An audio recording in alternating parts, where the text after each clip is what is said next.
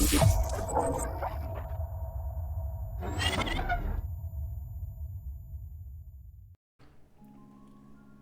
Champions League season will start soon, so it's time to look at this season's participants and make a prediction on the upcoming season.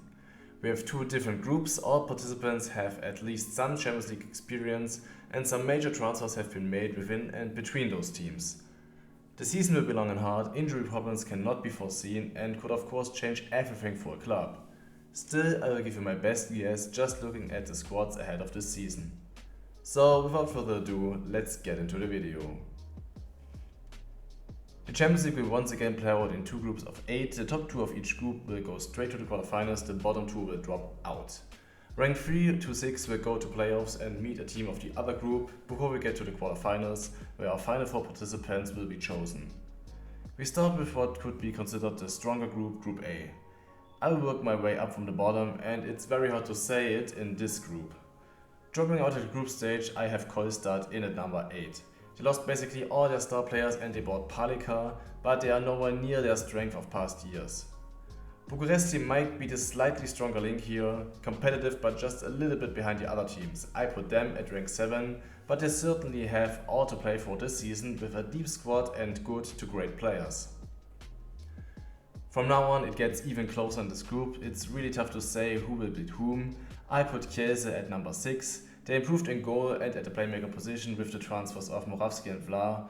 With this squad they can reach any spot in this group. But looking at their past few seasons, they need to make a jump in performance to challenge the other top clubs, which remains to be seen for now.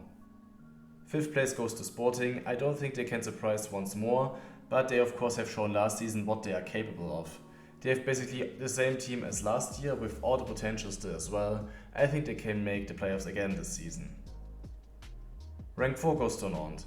They overperformed last season and they retained their key players. I guess they will play another good season here. I don't think they will get to the top 2 spot this time, but they of course are always a team good for a surprise or two.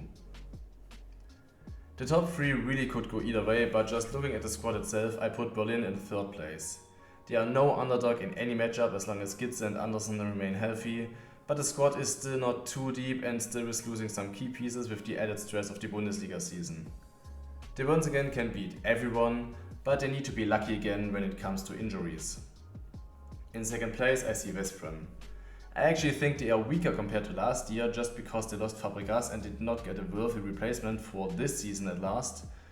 But they still are the most stacked team in the Champions League, only held back by a habit of choking time after time again and lacking the consistency to win each and every match they should. But with the next set of stars bought, the likes of Appelgren, Len, Hesham, Petros, Martinovic and Abdel, they of course are one of the favorites once more. But in 1st place I see Aalborg. They played together the longest and they acquired both Yuri Knorr and Sander Sargosen. As long as Höxter remains healthy, they not only have one of the best squads, they also have a better team chemistry than the likes of West Brom and so on.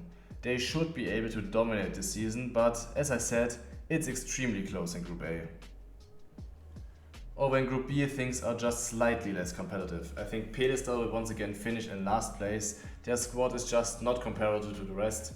They will only be looking for an upset or two this season. Similarly, GOG will get 7th place. They have another set of talents led by Uli Mitun, but I don't think it will be enough against the top teams in this group. The only team I will put in a similar spot is Zagreb, but I think they will just make it out at rank 6. They built a well-working team over the past few years with a good mix of Croatian talent and old stars like Karadzic, who joined them over the summer. They will have a hard time, but they seem somewhat stronger than both GOG and Pedestal. Rank 5 goes to Szeged. They bought an old star in Gottfriedson, but overall I don't think they are stronger than last year, surely capable of beating anyone, but not on a consistent basis. PSG however claims rank 4 I think. They bought many interesting players, but I don't see them any stronger compared to last year. It remains to be seen how they can come together as a team. I think they could need some time to find their form. 3rd place goes to Puatsk. They achieved their new super team with the transfers of Bergerud, Kosorotov and Richardson, and I think they will be a new true challenger this season. The top 2 are just a little more experienced as a team, therefore I think 3rd place is a realistic scenario for the Poles. 2nd place goes to Magdeburg. They are truly consistent, have a world-class squad with lots of depth, and they can compensate many injury problems. Mandic, Jönsson and Borthout only improve them even more.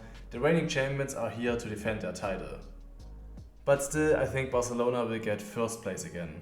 Losing Richardson and Perez Vargas did not weaken them in my opinion, as they brought Hallgrímsson, Barofet, Zikusa and of course Fabregas, whilst retaining the first three in backcourt, Angesong, Markuts and Mem, and of course the best keeper in the world, Emil Nielsen.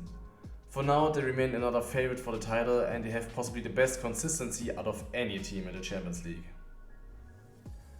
So with these results the players will take place and depending on where the teams end up in the group, the matchups will be formed. I'll just take my prediction as the basis here. If they all land on the spots I predicted, we will get the players between Kielce and Płock, Berlin vs Zagreb, Sporting vs PSG and Nantes vs Szeged. The Polish war would of course be a banger and I think Płock will be ahead this time. Zagreb should be easy stuff for Berlin, but the other two matchups could go either way. I would just say PSG beats Sporting and Nantes beats Szeged, but this is a pure guess and of course keep in mind the actual matchups are the most speculative in this video. In the quarterfinals, Aalborg would meet PSG, Barca would face Nantes, Veszprém gets Płock and Berlin challenges Magdeburg. Even though we get even more speculative now, at the Final Four we would probably see Aalborg, Barcelona, Veszprém and in the fourth spot either Berlin or Magdeburg. The matchups will be drawn, so it's impossible to predict the outcome. Just looking at strength, I would say 4th place to Aalborg, 3rd for Veszprém, 2nd to Barcelona, and the 1st place to either Berlin or Magdeburg, depending on who qualifies for the Final Four in the first place. If the two should meet again in the Final Four, it's once again truly open. The top 3 title contenders this season are Magdeburg, Berlin and Barcelona in my opinion. But Aalborg, Veszprém and Płock all have realistic chances as well. But this is only my best guess. We will see what happens throughout the season and who will prove himself or who will underperform. I am truly excited for this Champions League season, but what do you think? Who will take the title this season and who will make it to the Final Four? Let me know your opinion in the comments below. Thank you for watching and I will see you in the next video.